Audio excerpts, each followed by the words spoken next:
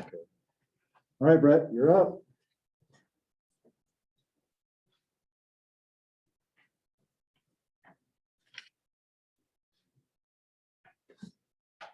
Awesome. Okay, so my paper was called the In Children Problem, and so the paper was by Dr. Engbergs and Dr. Hammett. So here's the purpose. Here's kind of the question I was going to raise. So given a list of all families, is it possible to compute what the probability that all N children satisfy the conditions in X, condition that at least K children satisfy all conditions in Y? So I'm going to ask some questions that are going to kind of explain it a little bit further. So here are the questions. And these questions were raised by math thinker Martin Gardner. And so the first question is this: Mr. Jones has 2 children. The older child is a girl. What is the probability that both children are girls? And then the second question is this: Mr. Smith has 2 children. At least one of them is a boy.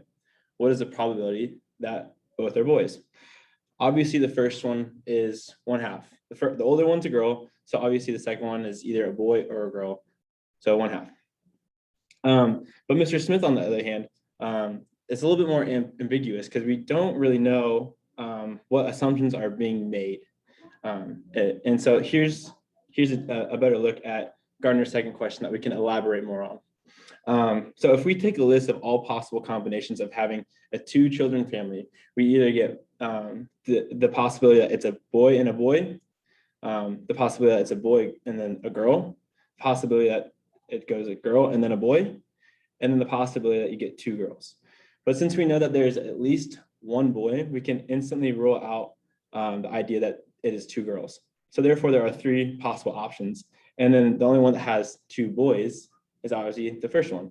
So the answer to Gardner's second question is 1/3. But we have to find some assumptions that Gardner would also agree with for how we get to 1/3. So the first assumption that the paper makes is that all families are listed. Basically, what this means is if you have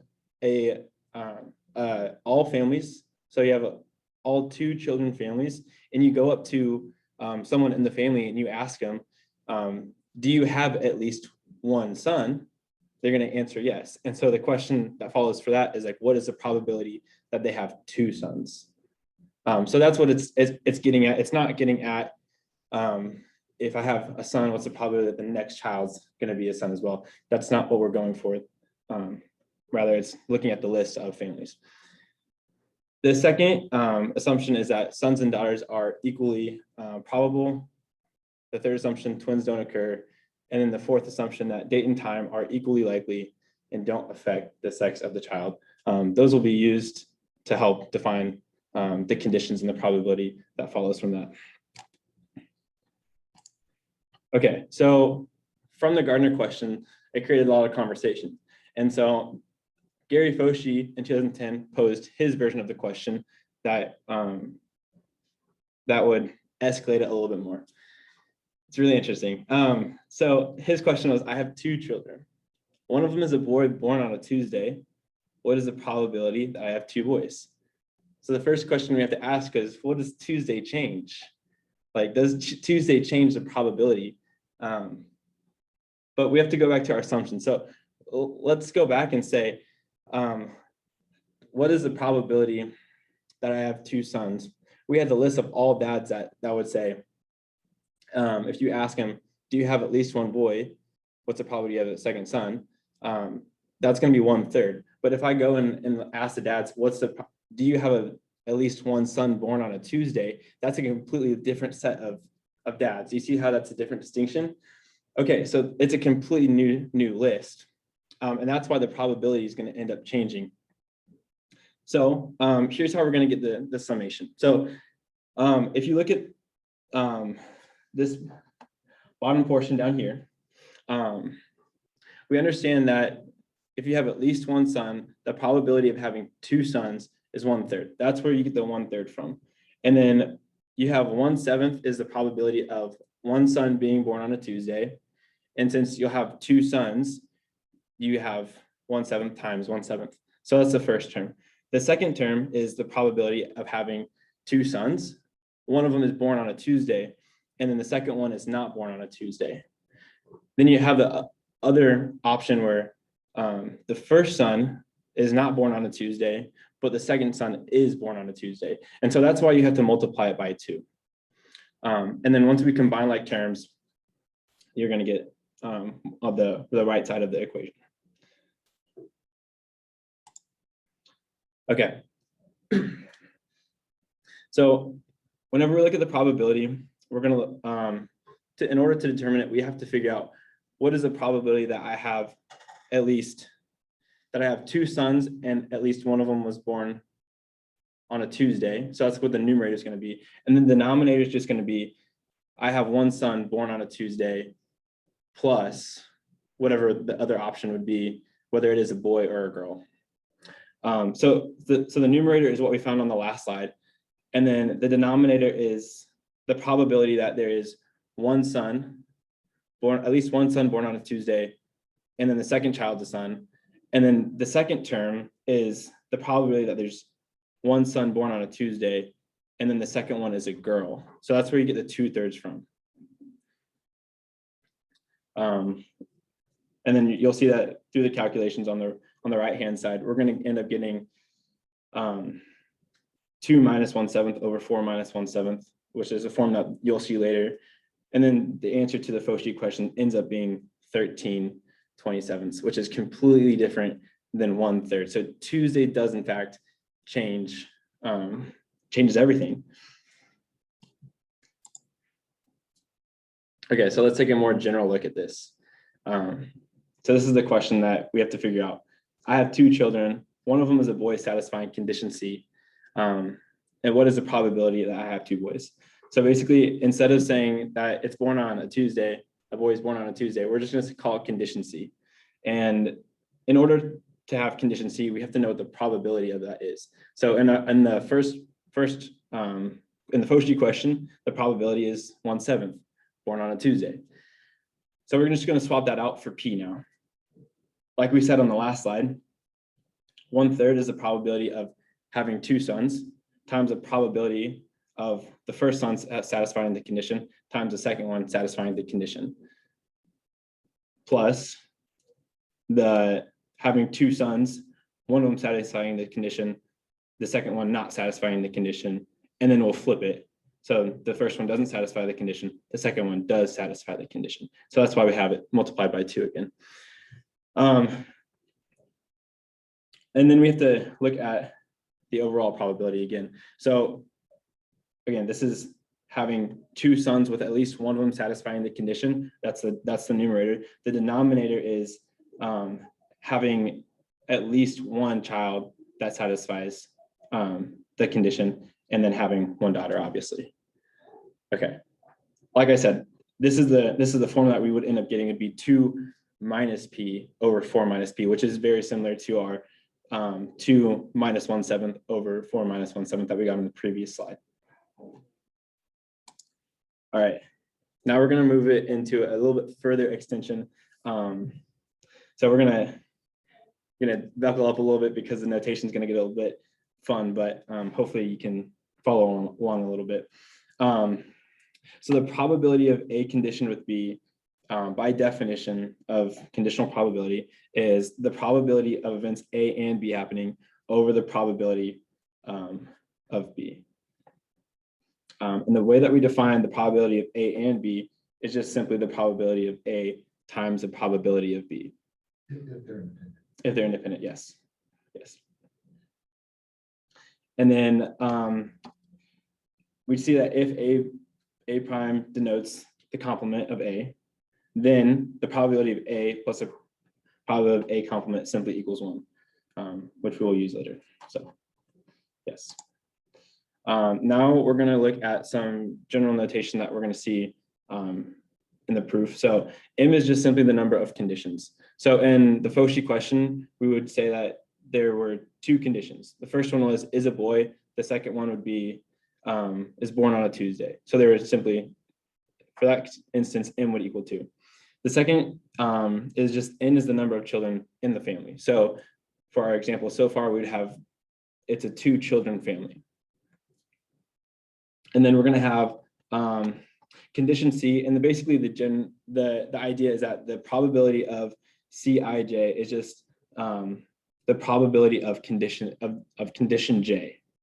And so what we want to compute, what our goal is going to be the probability of all n children that satisfy the condition X, conditioned with at least k children satisfy all conditions in Y. So again, we'll look at what does it mean for the Foshi question, because that's what we've already seen. All n children are boys, conditioned on at least one of the boys was born on a Tuesday. And then we're going to denote this as the probability of X sub n conditioned with Y sub k. And then this notation is just the product notation. And so it's just going to represent, it will represent the product of all the probabilities, essentially. So this is, so X is so Xn is the children. Mm-hmm. Y sub k are the conditions Yes. that we need to satisfy those. Okay. Yes. So just to kind of give a little bit of the proof just as an overview, what we're going to find first is we're going to find the probability of the condition happening of Y sub k, essentially. And once we find that, the next thing we're going to find is the probability of X sub n. And then after we know the probability of Y sub k and the probability of X sub n, we can then find the probability of X sub n and Y sub k by multiplying those probabilities together, which is what we saw on the previous slide.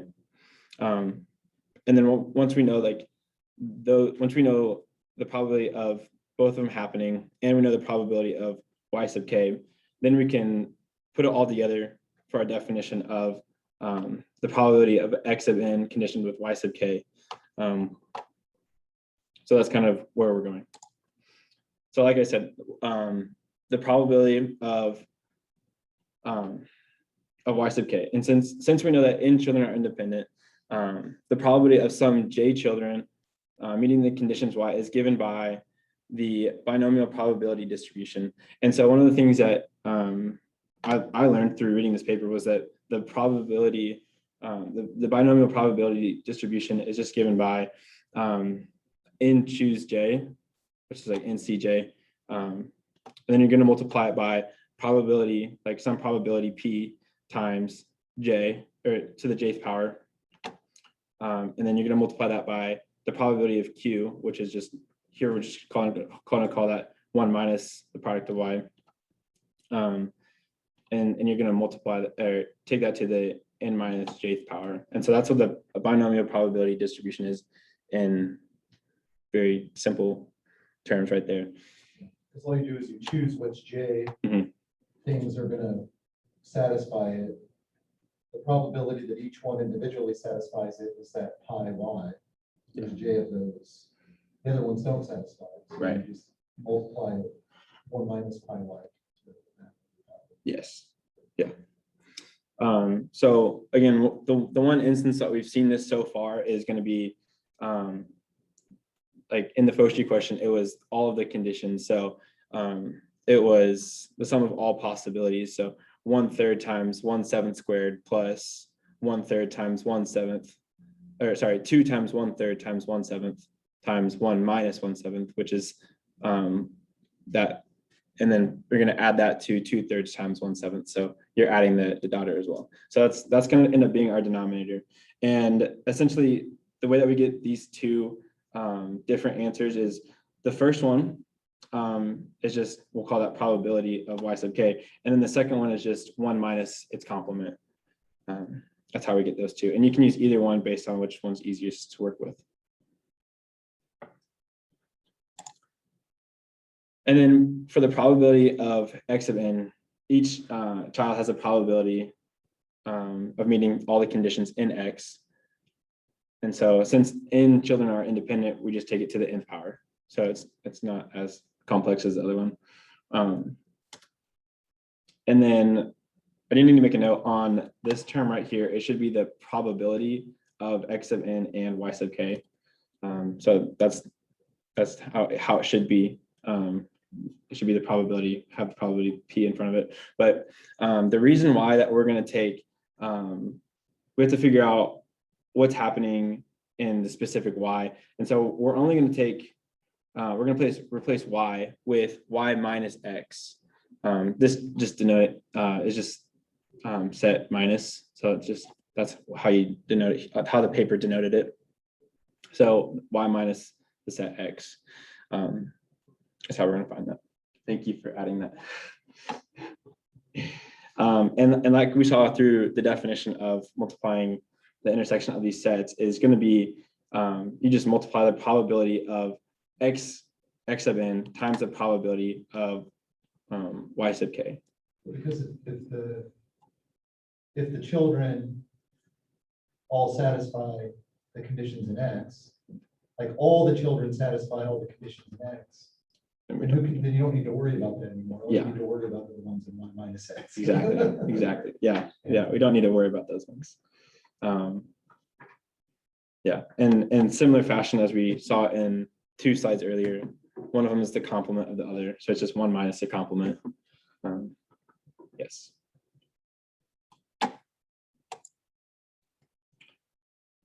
So therefore, when we put it all together, the probability of x sub n conditioned with y sub k equals, this is the probability of x sub n times the probability of y sub k, which is the only ones that we needed to consider, over the probability of y sub k total.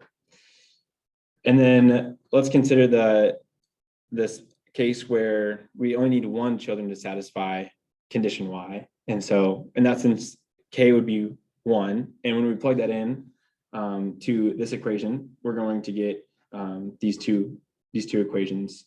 Yes.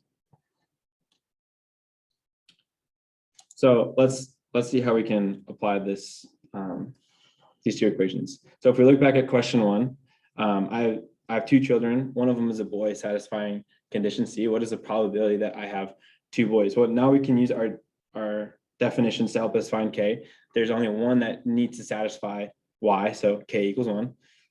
There's 2 conditions, is a boy and condition C. So there's 2 conditions.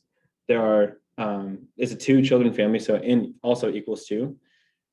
The probability that that the child is a boy is 1/2, and the probability of condition C, we're going to call that C. And so whenever we plug that back into our last equation, we're going to end up getting the same number, the same probability as we would have gotten with the first generalization of 2 minus p over 4 minus p. But we already knew that, so let's go ahead and generalize it even farther and say that we have n amount of children. So instead of just having a 2 children family, we have an n children family. And whenever we plug n into the equation, we're just going to get 1 minus the quantity of 1 minus p to the n power over 2 to the n minus 2 minus p to the nth power.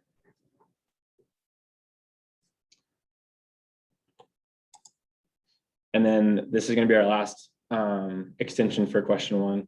So let's add a condition. We'll call it condition 3.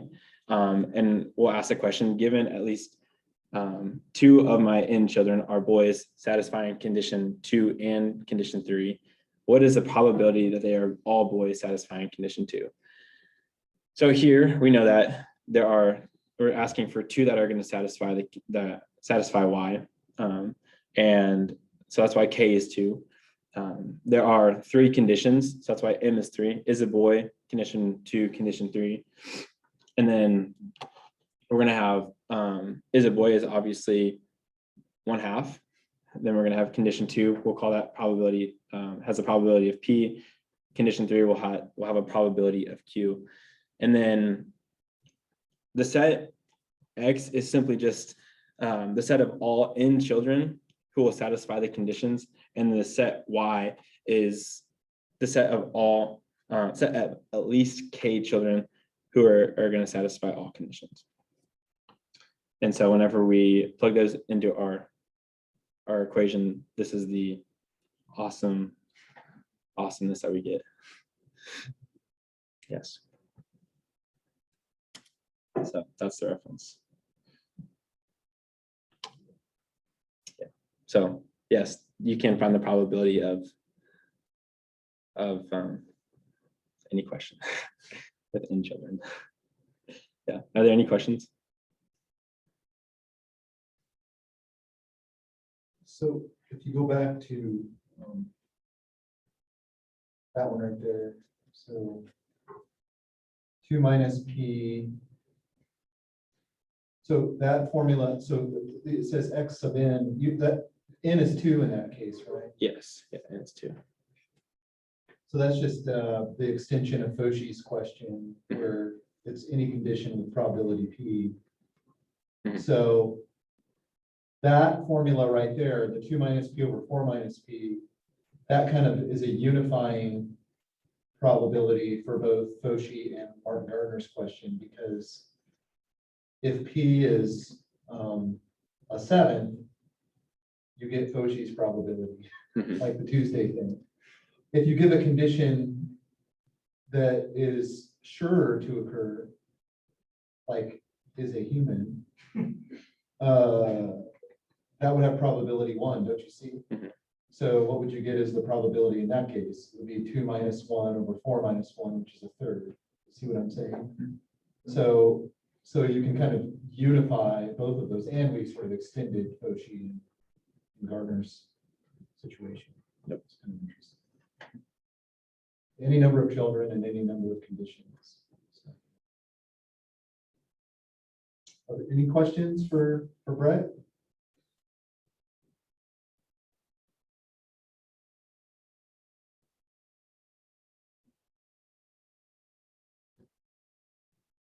Yeah, there's a fair amount of controversy around this. Mhm. So we had to address it in the paper because everybody was up in arms about the fact that you can't say that. I mean, it all depends on how the information was reported.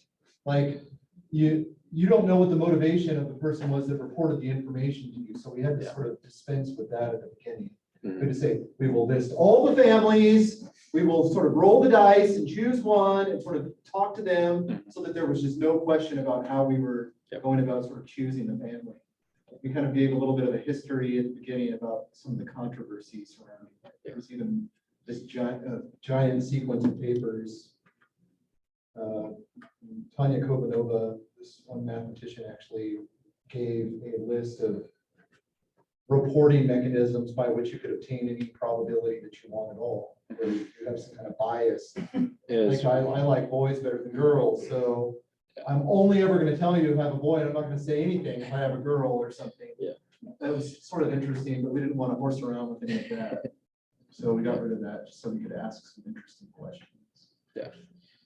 It's a funny one to ask your friends these questions because they're always going to be like, what? Like, I don't understand how it's 13/27. Like, it should be 1/3. Like, I don't, or it should be 1/2. Or so it's really funny because it just like people lose everything when they're asking what's the probability. Fauchi actually said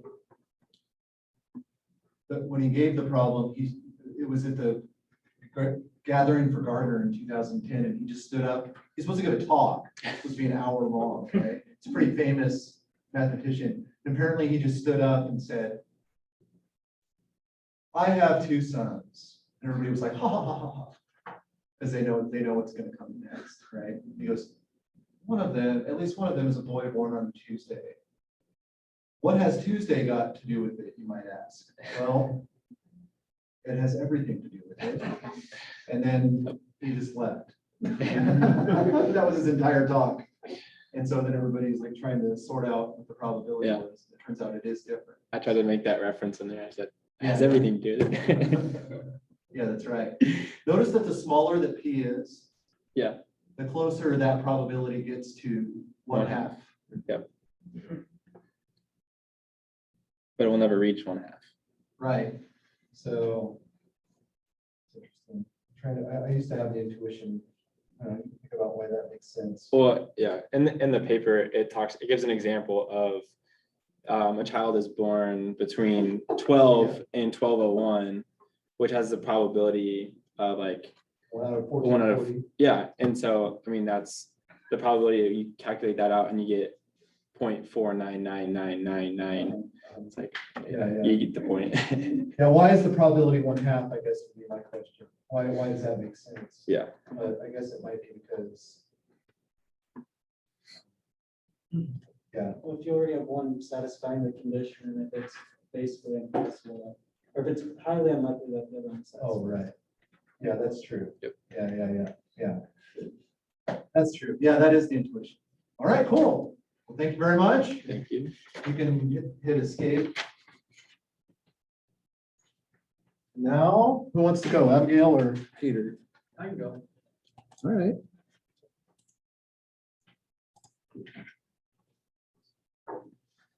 Here we go.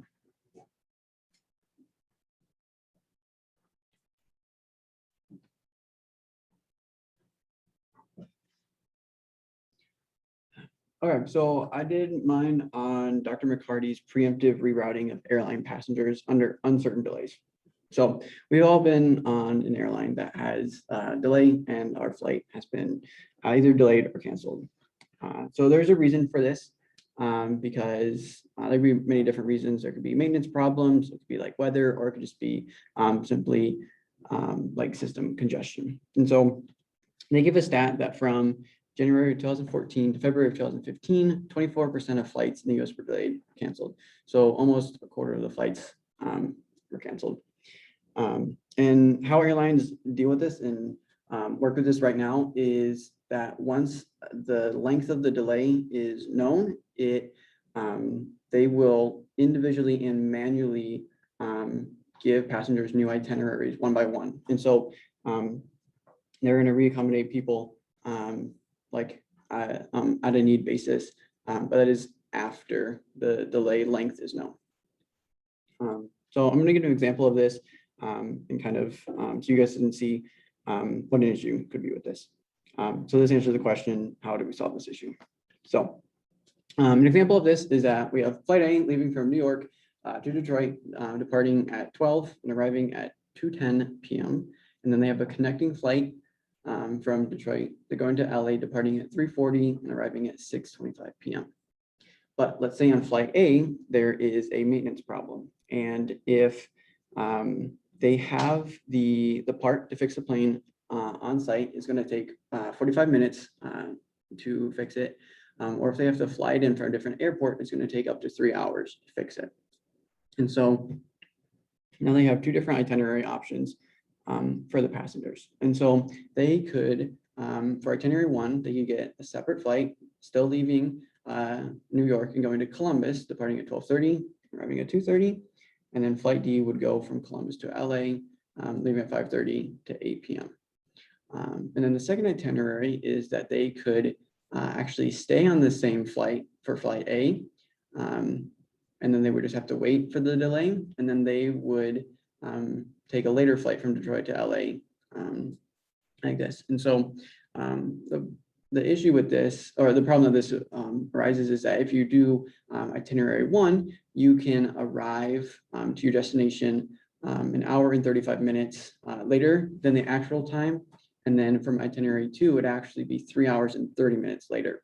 And so it's like, what if the airline preemptively rerouted the passenger before and gave them itinerary 1 instead, if they waited it out? Because if they didn't know the length, they wouldn't have rerouted anyone until it was known. And so the passengers would have been 3 hours and 30 minutes later. So they're going to look at this example in this problem. So there's the goal of the solution is to minimize the delay time by abbreviating PRP before the length of the delay is known. So before they know actually how long it's going to be, they're going to reroute the passengers. And so they do this with a two-stage stochastic problem. And so the first stage is going to be giving new itineraries to passengers when the delay is discovered. We don't know how long the delay is going to be, but they're going to give new itineraries to the passengers. And then the second stage is going to modify that after the duration is actually known. So we're going to look at the problem that they look at. They have a few assumptions and are going to minimize this problem. So they were only able to look at when there is one flight. So they looked only when there is one flight and not how many flights that there are going to be. The second assumption is that there's a finite number of possible lengths of delay. So they're not delaying like for days between flights. And then all passengers must be given a first stage itinerary with a given end time. So no passenger is just going to have their flight's going to be completely canceled and they can't get to their end destination. And then in this, no passenger can be assigned more than 3 flights. So they can't send a passenger all over the country just to get to their destination, like taking like 15 flights. And the last one is the capacity of each flight cannot be exceeded, obviously. So the general form of this equation is that they're going to try to minimize, it's going to be the possibility of the scenario of the combination of the first stage and the second stage. And so they have the constraints that every passenger is going to be given a first stage itinerary, and then each passenger is going to be given a second stage itinerary.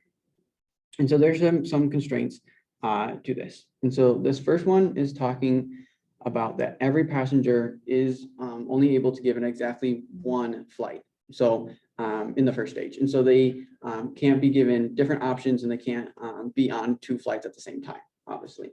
Then the second one is talking again, the capacity. And so the probability of itinerary for each passenger in the flight, the amount of passengers has to be less than the capacity for flight F.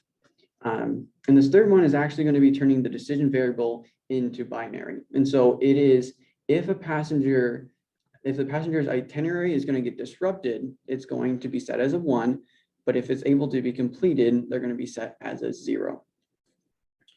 So the second constraint that is on for the second stage is that, here. So they defined in their problem that airports or like connecting flights are starting as nodes, and then the flight is actually going to be an arc. And so, so this is talking about that all the beginning flights have to, in the second stage, have to equal the second amount in the first stage. And so, so that means like everyone in the first stage is going to get to their final destination. And then the second one is talking about all the end nodes. And so they're all the passengers are going to reach their final destination. And then the third one is talking about that there's going to be constricting them to 3 flights. And so that in the second stage, there can't be more the beginning and end flights. And again, with the second stage, the capacity for the flights, again, cannot be greater. So talking with the nodes and arcs, they are setting for the second stage again into binary. And so this is talking about between nodes. So if they're starting in an airport versus if they're in their connecting flight, and then like the ending destination. And so again, if the itinerary is disrupted, it's 1. Otherwise, if it's able to complete, it's 0. So the general form and the objective function that they're trying to minimize, again, is going to be this equation. And so they're taking the flights and they are minimizing the cost for passenger and RK. And they described the cost is going to be the difference between the scheduled end destination time minus the actual destination time. And so again, that's going to be the delay time, and then Y is going to be the passenger on RK.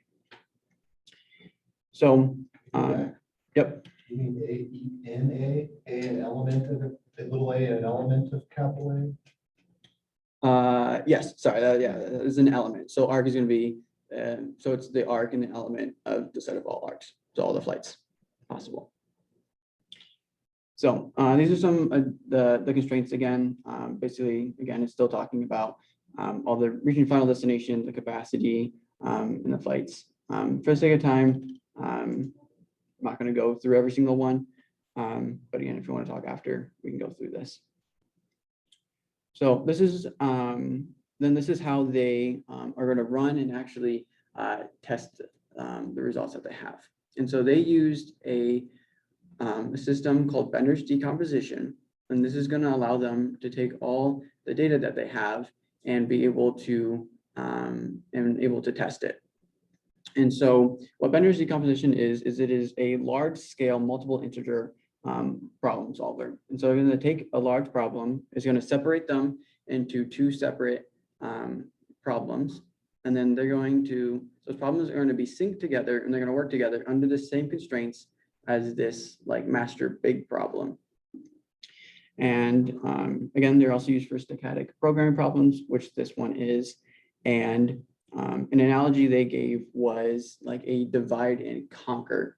And so they are going to divide the problem into separate groups, and then they're able to figure it out.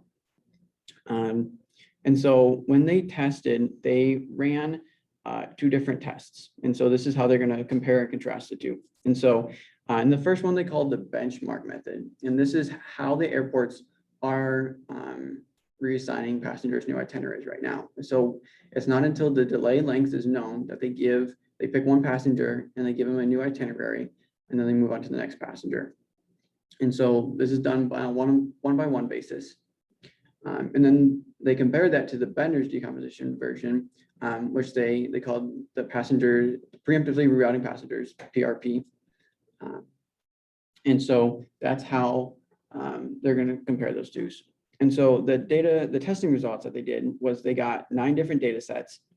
And those are all going to vary in the amounts of like passengers, the final destination of the passengers, the available capacity for the flight, the number of delay scenarios, and delay lengths. And so all these are going to take a part of this. I'm going to do it. And so the results that they found were that when they ran through the data sets, and the MIP is just the mixed integer problem, and they used the benchmark method. And as we see, they were able to do the first 3 data sets pretty well, but as the last 6, the computer actually ran out of memory and wasn't able to give a problem or actually resolve anything. And so even like data 5 and 6 were like the biggest and the hardest, and they completely couldn't do anything. Whereas when they used the Bender's decomposition and when they did a pure minimum cost flow analysis, and sorry, these are also in seconds. And so these are how many seconds it took to solve a problem. And so they were actually to complete every single data set. And like even like 5 and 6, they took up to 1.5 minutes to under 2 minutes. And that last column is just the ratio between those two. And so here's what they found is the average values for all the different scenarios. And so the PRP method is when they use Bender's decomposition, and then it's the benchmark method, which is the individually doing it one by one. So that third column, the A, E, and D, is the average number of passengers that are going to be delayed. So as you can see, they're all pretty similar. They, again, the PRP reroutes less passengers than they did. But then where the fourth column, the A, E, and an R is talking about how many passengers are not rerouted, that they can't even give a flight and they can't get to their final destination. In all the Bender's decomposition version, they were able to reaccommodate every single person, and everyone was able to get to their delays. There's very, very small possibility that they couldn't. Whereas when they used the benchmark method, there's a lot of passengers that could not. In data sets even 5 and 6, there's up to close to 50 passengers that couldn't even get to their final destination. And then the AED is talking the average delay time. And so some of them are pretty long, but again, we see the benchmark method is a lot longer than the PRP method. And then again, just the delay ratio between both of them, percentage. And that last column was actually talking about the worst case scenario. And so that is actually what passenger would have to be delayed the most time. So some of them can get pretty tall, but the PRP method didn't get too much, whereas the bench method, I think data set 6 was the highest, and that's 3 days that they had to wait between their flights, which obviously isn't good for an airline to tell someone that you have to wait 3 days for your flight. So the conclusion they have of this is that that the PRP method increases the efficiency of the airports and actually decreases the total delay time for all passengers. So they are able to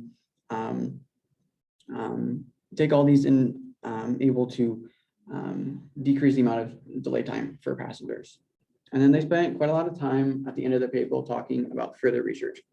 Again, remember, this is talking about just one airline, like one flight. And so obviously this isn't the case in the world today. There's thousands and thousands of flights that are going on at the same time. And obviously, usually when there's a delay, the airlines are usually more affected. So if a flight is delayed, that's usually has a domino effect through. And so if one flight is delayed, then it's going to go through, and especially like for weather, like if there's a snowstorm, lots and lots of flights are going to get delayed. And so there's going to be all this. And so when they talk about further research, they need to talk about multiple flight delays. And so they're laying the groundwork for the beginning of what this is going to look like. And they talk a lot about this idea of a portfolio. So this idea of a portfolio would be when there are multiple flights that are going to be delayed, they are going to create a portfolio for an individual passenger. And so when a flight delayed, every passenger is going to get a portfolio. And inside the portfolio are going to be the different options and itineraries that are given. So there are going to be those stages that give the passenger a new itinerary. However, when there's more flights that are available in that second stage, there's going to be different possibilities and there's going to be more flights available to the passengers since there's going to be more than one flight. Then they also talked about at the end that the more flight delays that you have, the more stages that you're going to need. And so if the amount of delayed flights are going to be greater than 2, then you're going to need n+1 stages. And so if there's just 3 delays, then you're going to need 4 stages that are going to get each of those. And inside those portfolios, each passenger would get that new itinerary and would have multiples of those stages.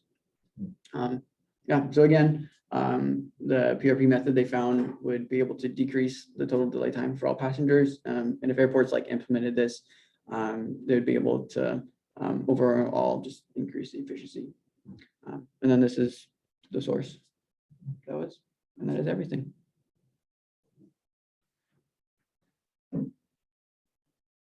Are there any questions? Any questions for Peter? So these problems are mind-bogglingly complex. Yeah. And sometimes they're easy enough, in air quotes, to sort of theoretically figure out what needs to be done or what the system of equations is that need to solve. But then when you actually go to practically solve things, you can bring a computer to its knees pretty easily. Yeah, and all future computers to their knees as well. Yeah, and they did talk about that they were using they're using a 64-bit computer with 8 GB of RAM, and like they understood that like airports could have bigger and like more faster computers, but they were looking at the simplest form of the problem with one flight, where if there's thousands of flights, that's going to exponentially increase. Yep. All right, thank you, Peter. Great.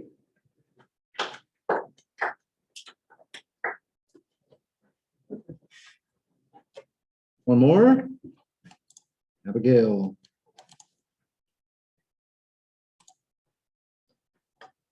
Okay.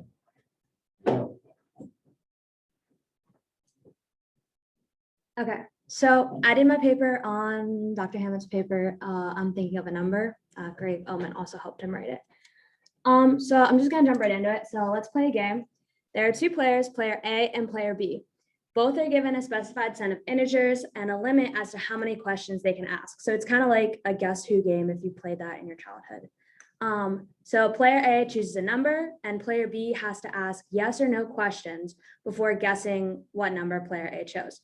So, I mean, it's pretty much like if I am standing next to Trevor and I had a number behind my back, guess a number between 1 and 10, you can guess yes or no question, ask yes or no questions, and I respond. And after a certain number of questions, you try to guess my number. If he guesses correctly, he wins. If not, he loses. So the goal of this paper is to find all canonical M question algorithms which maximize the probability of player B winning the game. So suppose I guess a number between 1 and 1,000. Your questions will be ones that you don't already know the answers to. So in other words, you'll make a rational guess after I answer your question. Which questions will yield a higher probability of guessing the number I chose? So you could either ask, did you choose number 1? Or is the number you chose between 1 and 500? So interesting enough, the probability of winning with question 1 is 2 over 1,000, whereas the probability of winning with question 2 is also 2 over 1,000, which sometimes it seems counterintuitive because you're like, well, I knocked out 500 questions with the second one, but it comes out to the same probability. So another example, with the same basic setup, this time you're allowed to ask a sequence of 2 preliminary questions. So which of the following 2 algorithms will yield a higher probability that you guess my number? So the first question is going to be, did you choose the number 1 or the number 2? If I say, yes, I did, you're going to ask, did you choose the number 2? If I say no, you're going to ask, well, did you choose the number 3? Okay, so that's your first set. And then your second option is to say, did you choose the number 1? If I say yes, you've won. You don't even need a second question. If I say no, you can ask, did you choose number 2 or number 3? So interesting enough, while the first algorithm will yield a probability of 4 out of 1,000, the second algorithm will yield a probability of only 3 out of 1,000 that you guessed it correctly. So as you can see, there are different sequences which they'll give you different probabilities. So you can, what we're trying to do in the paper is to find how to maximize our probabilities so that we win because we like winning. So I'm going to give you this definition of the game, and then we'll do another more kind of complex definition of the game. But so we're going to let n in z plus, so the positive integers, and let x be a subset of that has cardinality n. So the set x is presented to player A and player B. Both of them know this set. Player A chooses an integer alpha in that set uniformly at random. They don't reveal that to player B. Player B is then permitted a total number of questions m greater than 1, yes or no questions in sequence, after which player B must guess which number was chosen by player A. Player B wins if she guesses alpha, and this game is denoted by g of m comma x. So the game is your questions and then how many integers are going to be in the set that you're guessing from, essentially. So in order to get to what like our goal, we need to make a couple assumptions. And the first one is that player A has perfect knowledge. So player A knows the truth value of P for every proposition P. So, I mean, it makes sense when you think about it. With this example, we can see, suppose player B asks, is the number you choose equal to the cardinality of the set of Fermat's primes in the game g of mx where n is greater than 4. Since we only know of at least 5 of the primes, it's not known if there's any more. So if I choose the number 5, then I don't know how to answer your question. And so the game just kind of ends with, well, a stalemate. Like there's no real winner because I can't answer the question that you've asked. So we need to make the assumption that I have perfect knowledge, well, player A has perfect knowledge and is going to know the answer to your yes or no question. Our second assumption is going to be that all the questions that player B asks are merely propositions.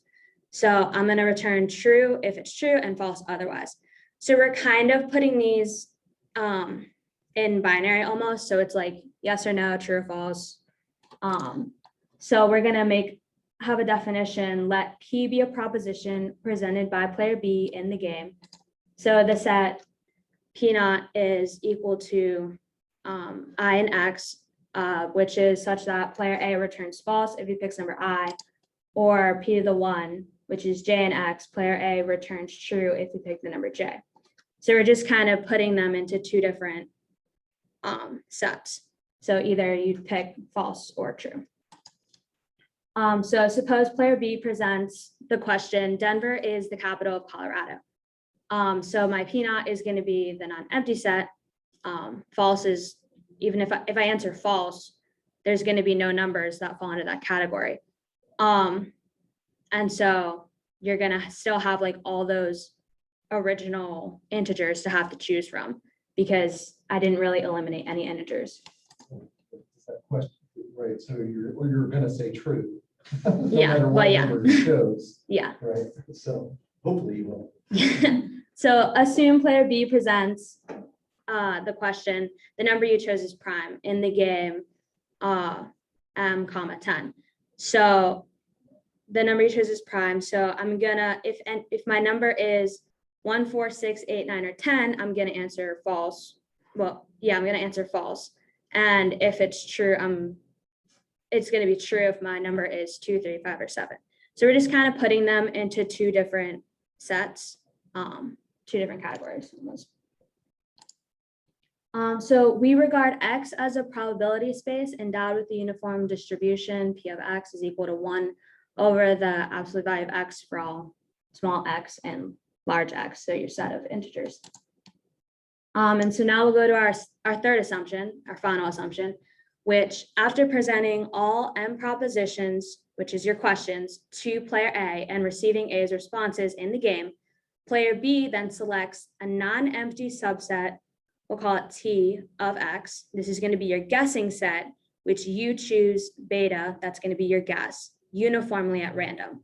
So after we go through back and forth, one-on-one, we're going to keep getting smaller and smaller sets. And so you're finally going to get this subset T where you select your question from. Okay. So we can see this in an example. So suppose we're playing a game where you have one question and numbers 1 to 10. So let your question be the number you chose is prime. So S is going to equal P to the I, where I is equal to 0. If player A's response is false, I is equal to 1 otherwise. So all player B knows for sure is that player A's choice, that my choice alpha is going to be in the set, it's going to be in the numbers 1 through 10, and that it's uniformly at random, and that alpha in S is going to be equal to either true or false. So the probability that player B can successfully guess player A's number is dependent on their knowledge when they're given player A's response. So if you have no knowledge of which numbers are going to be prime, then your guessing set is just going to be all the numbers 1 to 10. So the probability that you win is going to be 1/10, which is less than 1 over S. However, suppose you know that 2, 3, and 5 are primes and 1 and 4 are not. That changes things a bit. So if I say that my number is not a prime, then I know that 1 and 4 are a possibility of my number. And so I'll use that guessing set. Okay, it might be 1 or 4. And the probability of winning is going to be 1/6 because there are 6 numbers that are not primes. However, if I say, okay, yes, my number it could be a prime, you're going to know that 2, 3, or 5 could be a possibility. And so you'll use that as your guessing set. And in this case, the probability of winning is 1/4, which is equal to your 1 over S. Finally, if you know precisely which numbers are prime, then the guessing set is going to be T equals S, and the probability of winning equals 1 over S. So then we come to our first theorem. And the first theorem is that the probability that player B wins the game is at most the minimum of X comma to the M over X. And so we'll walk through it pretty quickly, explaining some of it. So player B will win the game with probability at most 1 equals X over X. Thus it suffices only to prove that the probability of winning is at most 2 to the M over X, because you're going to answer yes or no M amount of times. So that's why you have 2 to the M. So assume that player A has chosen alpha and X uniformly at random and fix an arbitrary set of propositions to be presented to player A. So we're gonna let W denote the event that player B's guess beta is equal to alpha, which is that you would win the game. So for I less than or equal to 1 less than or equal to M, recall that this set right here, this P to the I to the 0 is a subset of X. That's the event that player A says false, and when it says the 1, it's the event that player A says true after receiving your proposition. So W is going to occur. You're going to win if and only if all of these occur for some I sub 1, I sub 2, dot, dot, dot, I sub M in 0 to 1 to the M. So you're only going to win if you keep like guessing correctly. And so since for these are not going to be equal, they're mutually exclusive. So we can then say that the probability of winning is going to be this total sum, where the I sub 1 to the I sub M and W is the vector naming the event, all that. Since there are to the M such vectors, it suffices to show that the probability of this vector is going to be less than or equal to 1 over X for any such vector V. So if we would let V be that set, be arbitrary, observe that V only occurs if and only if alpha is an S and player B's guess beta is equal to alpha. So if S is the empty set, V cannot occur, and the probability is going to be 0 is less than 1 over X. Now assume that S is not equal to the empty set. Then you're going to have the probability is equal to the probability of alpha in S times the probability of beta equaling alpha given alpha in S. So you win given my alpha is in the set S. And so we can kind of substitute in with using our knowledge of probability, and we're going to get that it's less than or equal to 1 over the absolute value of X. So we must justify why this probability is equal to this, and that's because player A's selection lies in S, so there's a total of S times the T equally likely pairs of A, B, of possible choices by player A and player B respectively. So there's that many choices for either. And then player B will win provided the pair satisfies alpha equaling beta, and therefore there's S intersection of T pairs. So that's kind of a quick summary of that proof. And so here's a better definition for the game because they needed to make it a little more precise in order to continue on with the rest of their propositions and theorems that they were going to have.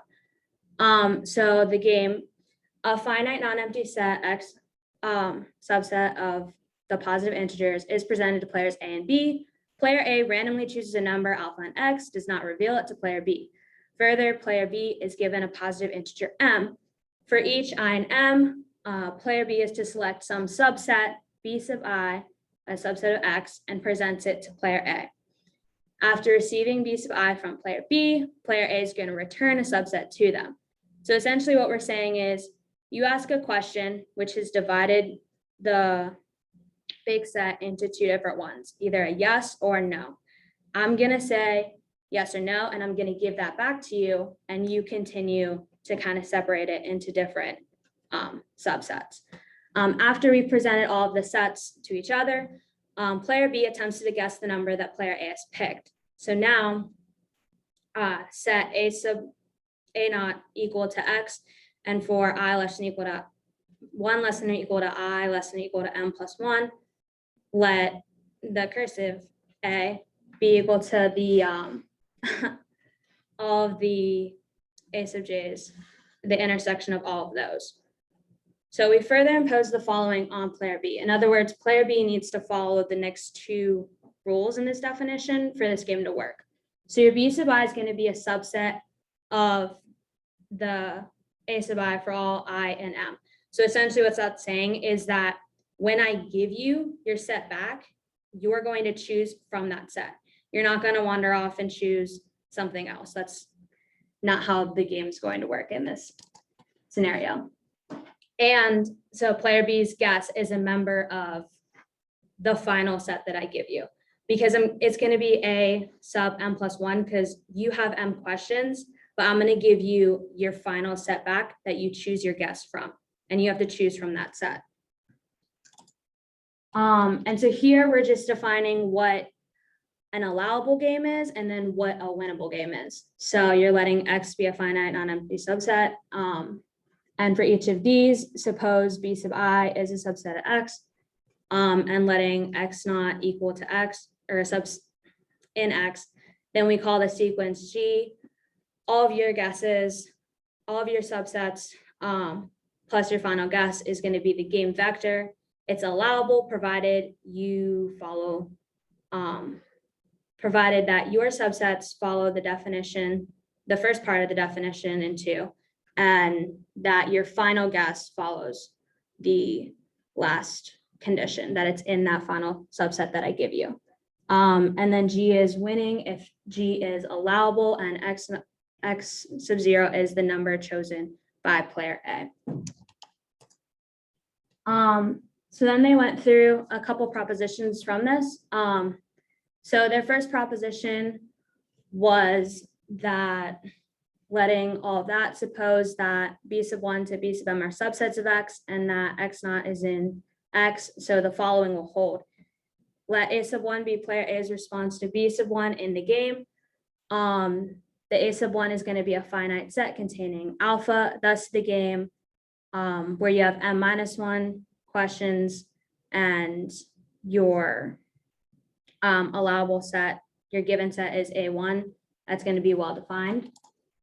All of your choices plus your final choice is an allowable game vector of the regular game if and only if all of your choices and X naught excluding the first choice that you make is an allowable game vector of the game m minus 1 comma A sub 1. And then again, all of your choices plus your final choice, like your guessing number, is a winning game vector of the game if and only if B sub 2 to B sub m, including the final choice, is a winning game vector of the game m minus 1 A1. So the second proposition was very important.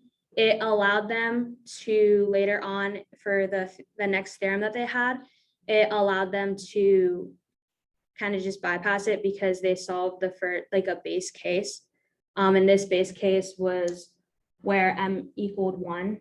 And so doing this allowed them to then solve theorem 2 by induction. So it was very helpful that they solved proposition 2 first, and then that way theorem 2 was not as lengthy. And so this is their theorem 2, which is it's basically putting minimum and maximum boundaries for whenever you choose your set. So that's what it's doing. And then they had a third proposition, which was you choosing subsets such that this is an allowable game vector. And then this is your, again, your minimum, and that's your maximum. So in conclusion, you have a winning strategy if your m is greater than or equal to log 2 of x. It's possible to eliminate the minimum and maximum from the formulation of part B in theorem 2. So you're able to actually eliminate that. Player B does have freedom in choosing the size of sets in which they're going to present to player A. So it's not like you're specifically confined to a certain number that you have to choose, or like a certain set you have to choose. Like you still have some freedom, but it's an educated guess as to what you're going to guess. And then after they wrote this first paper, he went on with Ryan Cushman to write a second paper, which titled I've Got Your Number. And that one, they look at not just, they kind of take a sidestep from the yes or no questions, and they look at multiple choice questions and go through that, because ours was just a focus on yes or no. And so they kind of broaden it and generalize it a lot. So That's, Yeah, Weirdly, that second paper, the first paper seemed a lot easier. Um, It simplified a lot of the proofs, I think. Hmm. So instead of just, basically, if I present a set, it's like I'm presenting two pieces of information. I'm saying, which one of these is your number in? And you're saying that one. And that's how we kind of build things up in this first paper. And what we did is we said, well, what if I gave them three? If I broke the sets into three parts, and I said, which of the three parts is the number in? And then they would go through and choose those instead. So that's kind of what we did in the second one. It really, really made it very clear what's going on. Basically, that complicated theorem is saying that your questions had better eliminate a minimum number of things at each step in order to maximize the probability. That's why early on in Abigail's presentation, it was like you had to eliminate, if you had two questions, you had to eliminate 2 to the 2 minus 1, which is 2 things with the first question. And then you will then, after this, for the second one, it would only have to be 2 to the 0, or 1 thing, in order to maximize the probability, which is kind of weird. If I would have had 3 questions, it would have been 2 to the, I have to eliminate at least 2 to the 3 minus 1, which is 4 things with the first question. So that gives me a ton of freedom, don't you see? By the way, I can't let the set get too big either, which is why there's that maximum as well. But that gives you a ton of freedom in terms of what you're able to do, which is why you can ask really stupid questions at first. Like, and what made me think of this actually was my daughter. I played Guess Who with her, and she was like 3, and there's like 100 things, and she would just ask such bad questions. You know? She would say things like the first question she would ask me, is it Ariel? No. But then I started thinking, well, what if that was all, what if we were just stuck with only asking one question? And then we like had to make a guess after that. Would that really be a bad strategy? And shockingly, the answer is no. Turns out that her strategy is just as good as mine of like eliminating half the people. Turns out the odds of her winning are the same as the odds of me winning. And so that's what kind of spawned this paper in the first place. And it was surprising how much freedom you actually had. Any questions for Abigail? Yeah, I noticed there was a lot of like absolute value signs. Is that just to force things to be positive, or is there like? No, some absolute line- value just means size of the set in this case. Oh, okay, just like The number of cardinal. elements of the Okay, set. so like the cardinal. Yeah, Okay, yeah, yeah. yeah. And there was no concern about positivity, or, well, there was, but we put mins and maxes on things to take care of that. But the absolute values just mean size of the set itself. I know that looks really complicated, but if you go read that second paper, I've got your number, I think it's way easier to understand. It's longer. No, wait. Yes, the paper is longer, but I wrote that one with an undergraduate a couple of years ago. And that's,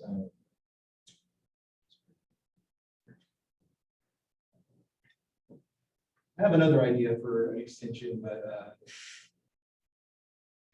haven't thought about it yet very much. Yeah. Any other questions? Great, thank you, guys. Good job. Good job, everyone. Give yourself a hand. All right. And that's it. We're done.